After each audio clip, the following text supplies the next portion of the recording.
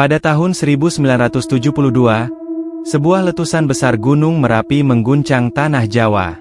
Letusan itu tidak hanya menghancurkan banyak desa di sekitarnya, tetapi juga meninggalkan sebuah kisah misteri yang hingga kini menjadi perbincangan warga sekitar. Di antara reruntuhan dan abu yang menutupi lereng gunung, ada sebuah desa yang mendadak menghilang dari peta, seolah ditelan bumi. Desa itu dikenal sebagai Desa Arwah oleh penduduk setempat, sebuah nama yang hanya diucapkan dengan bisikan penuh kehati-hatian. Banyak yang percaya, desa itu kini dihuni oleh jiwa-jiwa penasaran yang tidak sempat meninggalkan dunia ini. Aditya, seorang peneliti vulkanologi muda, mendengar kisah tentang Desa Arwah saat sedang melakukan penelitian mengenai aktivitas vulkanik di Gunung Merapi. Kisah itu diceritakan oleh Pak Joyo, seorang kakek tua yang telah tinggal di sekitar lereng gunung sepanjang hidupnya. Dalam nada yang penuh misteri, Pak Joyo bercerita bahwa Desa Arwah adalah tempat di mana penduduknya telah dikorbankan oleh gunung itu sendiri. Mereka tidak hanya mati akibat letusan, tetapi arwah mereka terperangkap, tidak mampu melintasi batas ke dunia berikutnya. Awalnya, Aditya menganggap cerita itu hanya dongeng lokal, sebuah mitos yang sering muncul di sekitar tempat-tempat yang penuh bencana. Namun, ada sesuatu dalam nada suara Pak Joyo yang membuatnya penasaran. Selain itu, ia menemukan dokumen-dokumen lama di arsip penelitian yang menyebutkan adanya sebuah desa bernama Waringin Jaya yang hilang setelah letusan 1972. Anehnya, tidak ada jejak lebih lanjut tentang desa itu dalam catatan resmi pemerintah. Desa itu seolah-olah tidak pernah ada. Jika kamu benar-benar ingin tahu, nak, pergilah sendiri ke sana, kata Pak Joyo dengan nada menantang. Tapi ingat, jangan pernah mengusik mereka. Mereka tidak suka diganggu. Aditya, dengan rasa penasaran yang membara, memutuskan untuk menyelidiki lebih lanjut. Ia mengumpulkan tim kecil yang terdiri atas 3 orang. Nadia, seorang fotografer yang tertarik pada dokumentasi budaya, Raka, seorang pemandu lokal yang mengenal seluk-beluk lereng Gunung Merapi, dan Faisal, asisten peneliti yang selalu skeptis terhadap cerita-cerita mistis. Mereka mempersiapkan perlengkapan dengan matang, termasuk peta lama yang menunjukkan perkiraan lokasi desa Waringin Jaya sebelum letusan. Saat mereka tiba di lereng gunung, suasana berubah menjadi mencekam. Tidak ada yang aneh secara fisik, tetapi ada perasaan berat yang sulit dijelaskan.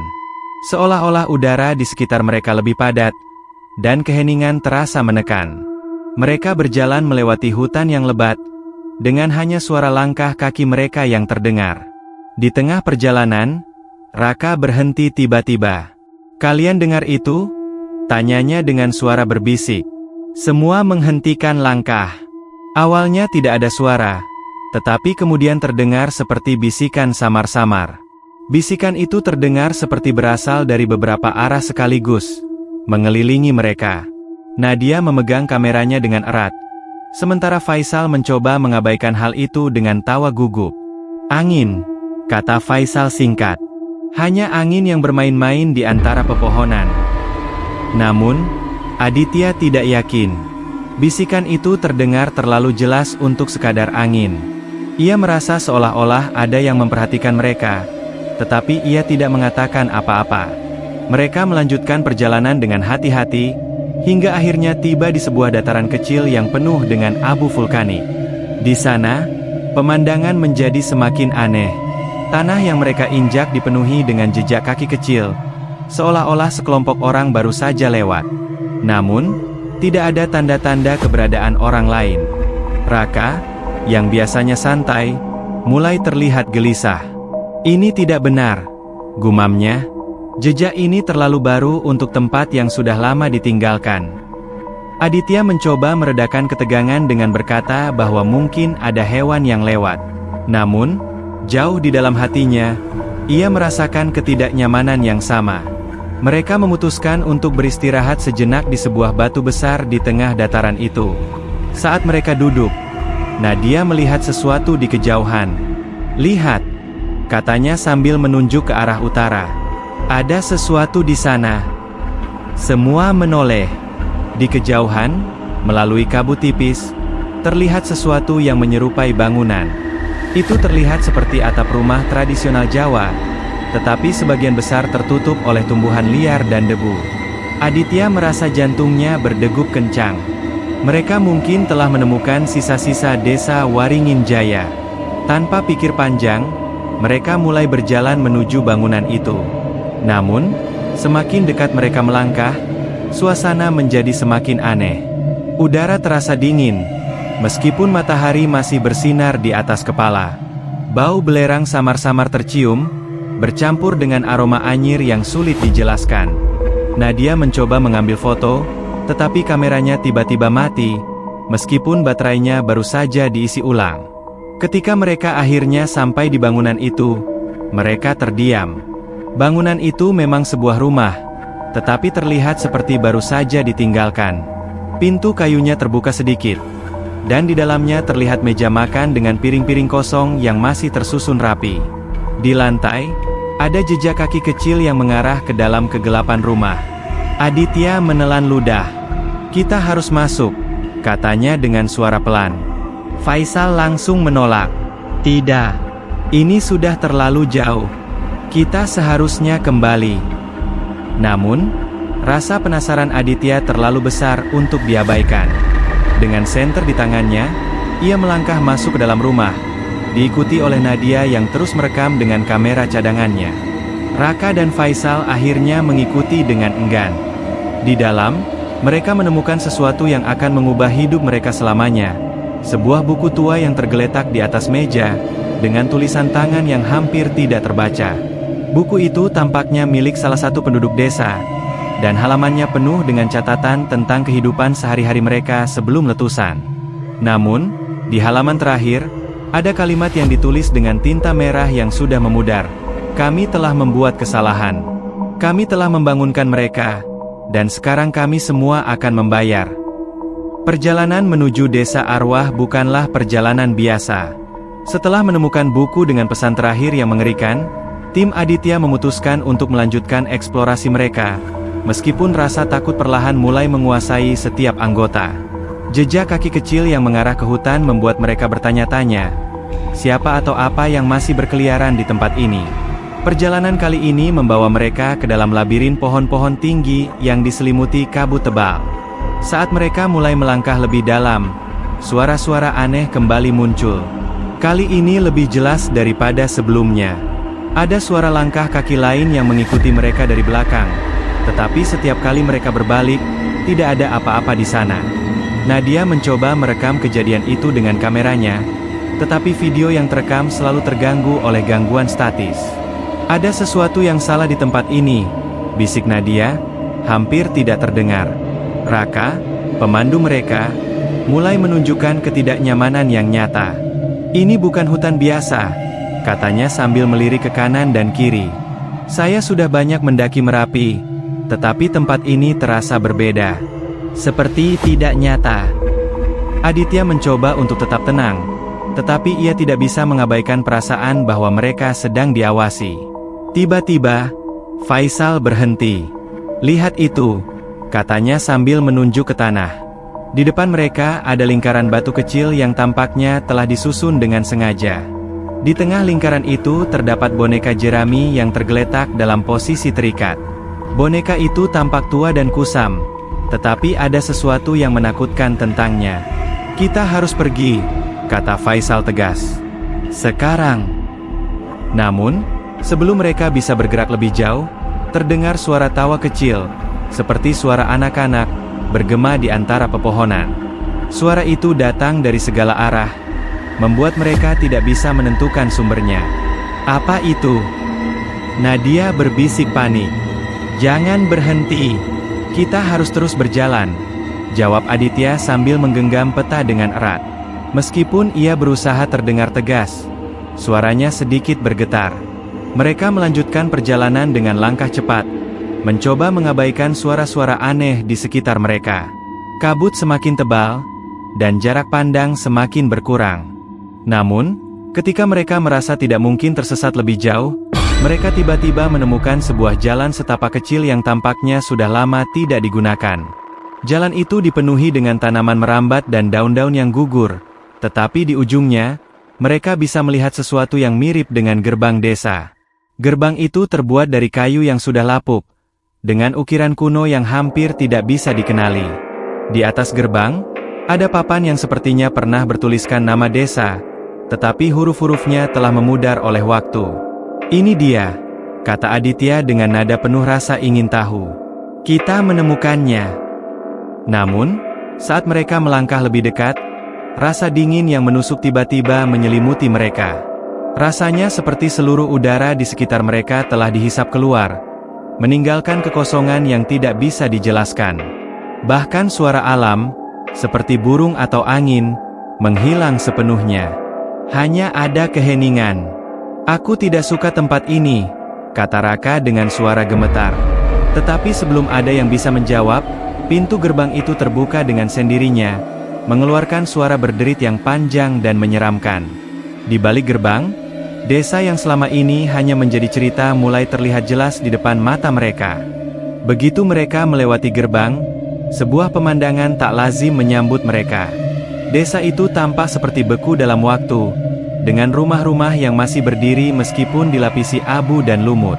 Halaman-halaman depan dipenuhi tanaman liar yang tumbuh tanpa arah, tetapi anehnya, barang-barang di dalam rumah terlihat seperti baru saja digunakan. Teko-teko penuh dengan air dingin, tempat tidur yang masih rapi, dan alat-alat dapur bersih seperti siap digunakan kapan saja. Namun, ada yang membuat suasana semakin tidak wajar. Tidak ada satupun suara, bahkan derik serangga sekalipun. Setiap langkah mereka di tanah desa menggema, seolah-olah tempat itu sepenuhnya kosong dan ditinggalkan. Nadia yang memegang kameranya mencoba memotret, tetapi lensa kameranya terus berkabut, tidak peduli berapa kali ia membersihkannya. "Ini benar-benar tidak masuk akal," kata Faisal yang mulai kehilangan kesabarannya. "Bagaimana bisa tempat ini ada di sini, sementara tidak ada seorang pun yang tahu?" Aditya tidak menjawab. Ia sibuk memperhatikan buku-buku tua yang berserakan di salah satu rumah yang mereka masuki. Buku itu penuh dengan tulisan tangan, tetapi beberapa halamannya telah hilang, sementara yang lain diwarnai oleh noda merah kecoklatan. "Ini mungkin catatan penduduk desa ini," gumamnya sambil membuka satu halaman yang terlihat lebih baru daripada yang lain. Tulisan tangan itu berbunyi, "Kami memohon maaf kepada mereka, tetapi pengampunan tidak pernah datang. Kini, mereka mengawasi dari bayang-bayang." Kata-kata itu membuat bulu kuduk semua orang berdiri. "Siapa mereka?" tanya Nadia, suaranya bergetar. Tetapi sebelum ada yang sempat menjawab, suara ketukan pelan terdengar dari arah belakang rumah. Raka dengan gemetar melangkah ke arah suara itu. "Mungkin hanya angin," katanya, lebih untuk menenangkan dirinya sendiri daripada orang lain. Tetapi ketika ia membuka pintu belakang, ia terkejut mendapati jejak kaki basah di lantai, seolah seseorang baru saja berjalan masuk dan meninggalkan genangan air di setiap langkahnya. "Ini sudah terlalu aneh," katanya sambil mundur dengan ketakutan.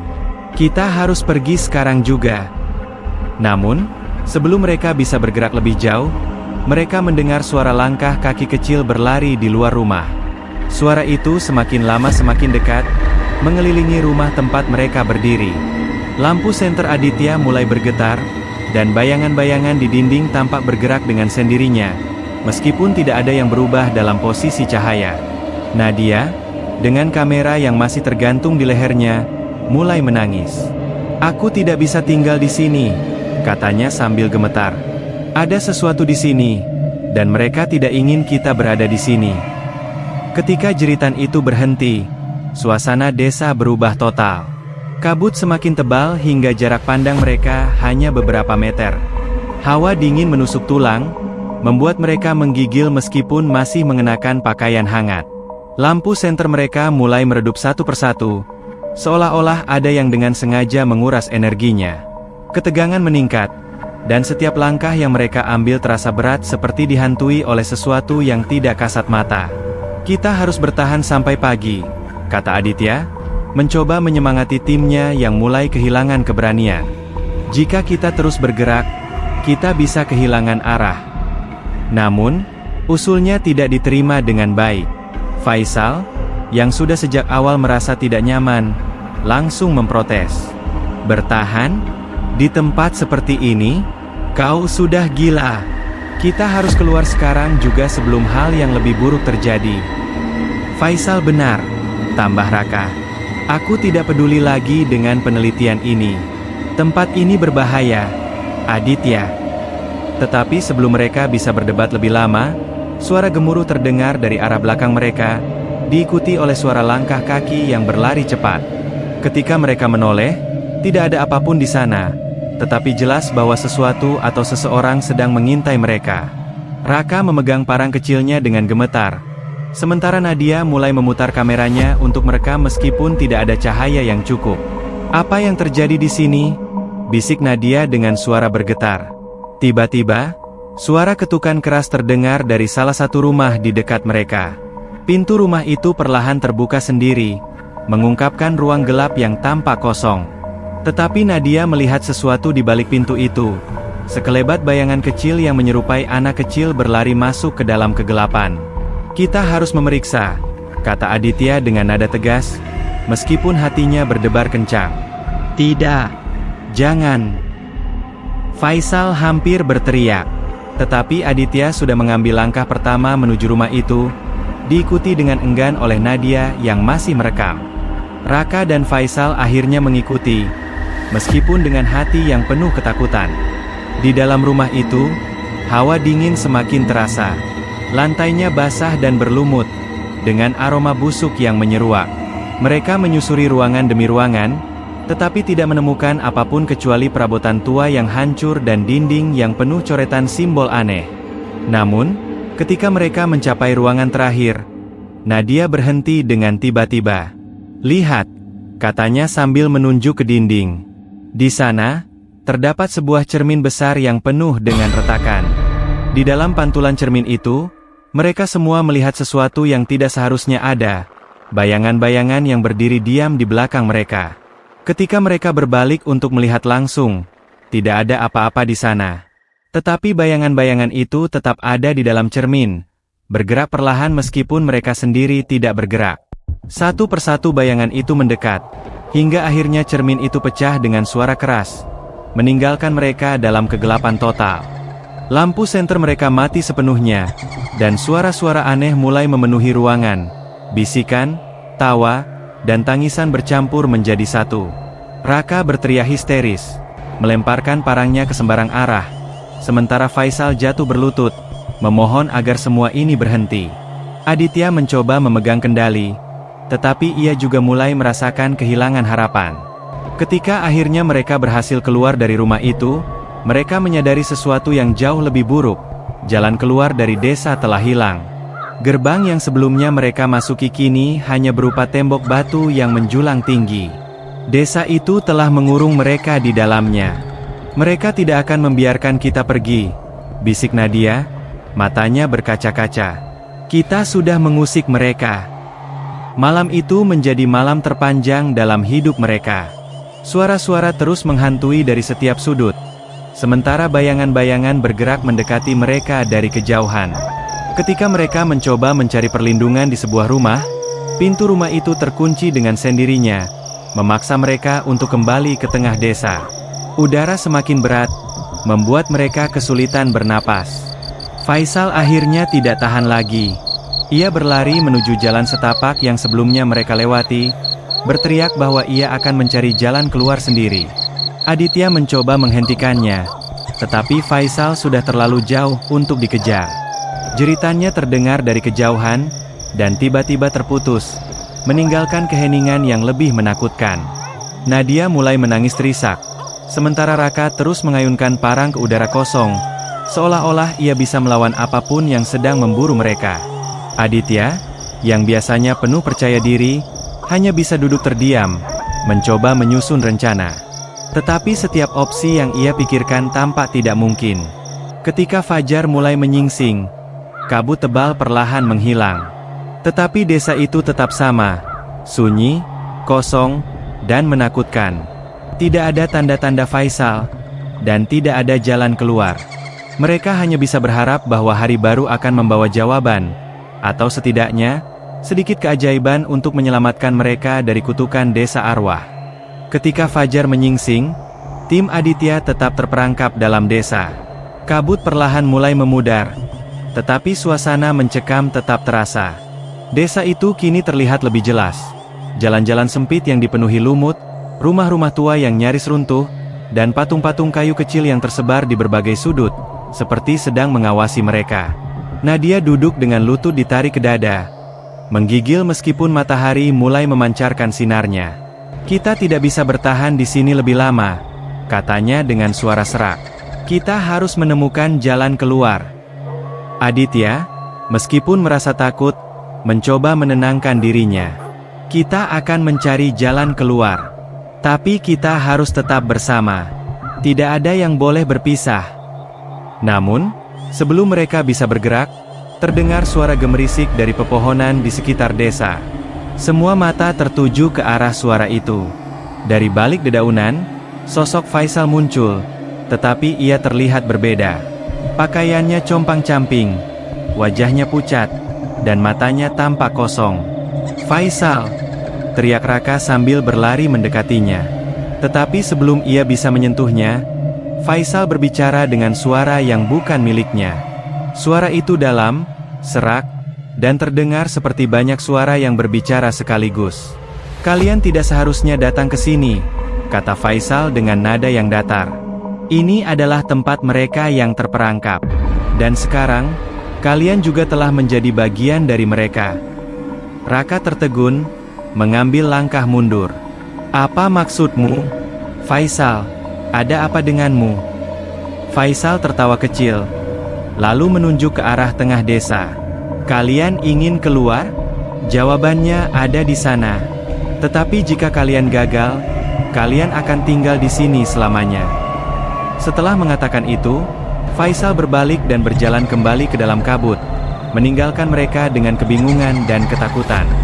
Tidak ada yang berani mengejarnya. Aditya mencoba menganalisis apa yang baru saja terjadi. Dia mengatakan jawabannya ada di tengah desa. "Mungkin kita harus memeriksanya. Mungkin ada sesuatu di sana yang bisa membantu kita." Nadia dan Raka terlihat ragu, tetapi mereka tahu tidak ada pilihan lain. Dengan langkah berat, mereka mulai berjalan menuju pusat desa. Jalanan terasa semakin menyesakan, dengan suara-suara samar yang seolah mengikuti mereka di setiap langkah. Bisikan, tawa kecil, dan suara tangisan terdengar di sekitar mereka. Ketika mereka tiba di tengah desa, mereka menemukan sebuah lapangan kecil dengan lingkaran batu besar di tengahnya. Di dalam lingkaran itu terdapat sebuah altar kayu tua, dihiasi dengan ukiran-ukiran yang aneh dan lilin-lilin yang telah padam. "Ini pasti tempat ritual mereka," gumam Aditya. Ia memperhatikan ukiran-ukiran di altar tersebut, mencoba memahaminya. Di salah satu sisi altar, ia menemukan sebuah buku yang tampaknya berisi petunjuk ritual. Buku itu penuh dengan tulisan tangan dalam bahasa Jawa kuno, tetapi ada beberapa bagian yang masih bisa ia pahami. Buku ini mengatakan bahwa mereka melakukan ritual untuk menghentikan letusan Gunung Merapi, jelas Aditya. Mereka berdoa kepada roh-roh leluhur untuk melindungi desa mereka. Tapi sesuatu salah, mereka malah memanggil sesuatu yang tidak seharusnya dipanggil. Nadia memperhatikan patung-patung kecil di sekitar altar. Mungkin roh-roh itu masih di sini. Mereka tidak pernah pergi. Aditya melanjutkan membaca buku itu, hingga ia menemukan bagian yang menjelaskan cara untuk membebaskan desa dari kutukan. "Kita harus melakukan ritual ini. Ritual yang mereka lakukan dulu, tetapi kali ini dengan benar. Jika kita berhasil, kita mungkin bisa keluar dari desa ini." Raka terlihat skeptis. "Bagaimana kalau kita gagal? Apa yang akan terjadi pada kita?" Aditya tidak menjawab. Ia tahu risikonya besar, tetapi itu satu-satunya harapan mereka. "Kita harus mencoba," katanya tegas. "Atau kita tidak akan pernah keluar dari sini." Mereka mulai mempersiapkan ritual, mengumpulkan lilin-lilin tua di sekitar altar dan menyalakannya kembali. Aditya membaca mantra dari buku itu, suaranya bergetar tetapi penuh tekad. Suasana menjadi semakin mencekam ketika kabut kembali menyelimuti desa, dan bayangan-bayangan mulai muncul di sekitar mereka. Bayangan itu mendekat, mengelilingi mereka dalam lingkaran. Suara bisikan semakin keras, bercampur dengan jeritan-jeritan yang mengerikan. Nadia mulai menangis, sementara Raka memegang parangnya dengan erat. Meskipun ia tahu itu tidak akan berguna. "Teruskan membaca, Aditya," teriak Nadia. "Jangan berhenti." Aditya melanjutkan membaca mantra, meskipun suaranya hampir tenggelam oleh kekacauan di sekitarnya. Tiba-tiba, lilin-lilin di altar menyala lebih terang, dan bayangan-bayangan itu berhenti bergerak. Suasana menjadi sunyi, hanya suara Aditya yang terdengar. Ketika ia selesai membaca mantra terakhir, cahaya terang muncul dari altar, menyilaukan mata mereka. Bayangan-bayangan itu menghilang, dan kabut mulai surut. Mereka merasa udara menjadi lebih ringan, dan suasana mencekam perlahan-lahan menghilang. "Apakah kita berhasil?" tanya Raka dengan suara bergetar. Namun, sebelum ada yang bisa menjawab, suara Faisal kembali terdengar, meskipun tubuhnya tidak terlihat. "Kalian telah membebaskan desa ini, tetapi kalian tidak bisa menyelamatkan semua orang. Seseorang harus tinggal." Mereka bertiga saling memandang dengan panik. "Apa maksudnya?" tanya Nadia. Tiba-tiba, tanah di bawah mereka bergetar, dan sebuah lubang besar terbuka di tengah altar. Angin kencang menyapu mereka, menarik mereka menuju lubang itu. Aditya berusaha bertahan, tetapi kekuatan angin terlalu besar. Raka, yang memegang parang, tiba-tiba melangkah maju. "Aku akan tinggal," katanya dengan tegas. "Kalian harus pergi.